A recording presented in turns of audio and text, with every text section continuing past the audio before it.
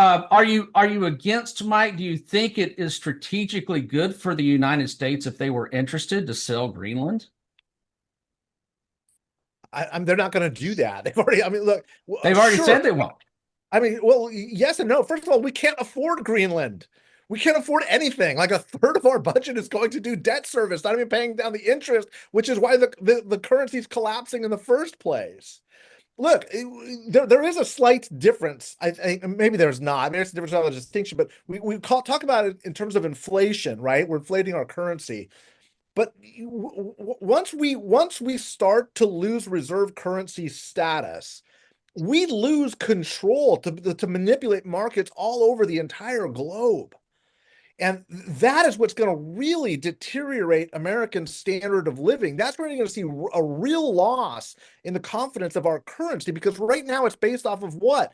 The full faith and credit of the United United States. States. Yeah, Nobody yeah, has any faith in the United States right now, first of all. And second, our credit ain't looking so good because so much of it is going to just debt service. What are you going to do? Just inflate the currency even more to keep buying more and more land? To what end? yeah, To what yeah, yeah. end? So no, it's not a good idea to buy Greenland. And look, it's clearly not about military routes for two reasons. The first is we already have a treaty that says we can have as many military locations essentially that we want there. Yeah. Truman signed that deal. So we have like 30 locations there right now. The second is, if you don't believe in climate change, how can you argue that the melting of the Arctic caps are opening up new?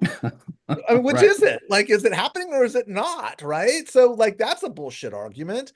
The only real argument, like I was saying, was we're in a mad scramble right now in the digital age to get a hold Rare of as earth. many valuable metals to fuel the infrastructure of the digital age. China is in the same mad scramble. They're in a better position because of the Belt and Road projects that they've been involved with for a long time. Their sphere of influence in Africa right now, they've got a bigger reach. And that's why we're realizing we don't have 10 years to make friends. We just got to go move on everything that we can as quickly as we possibly can to grab up and scoop up as much as we possibly can before the Chinese take over.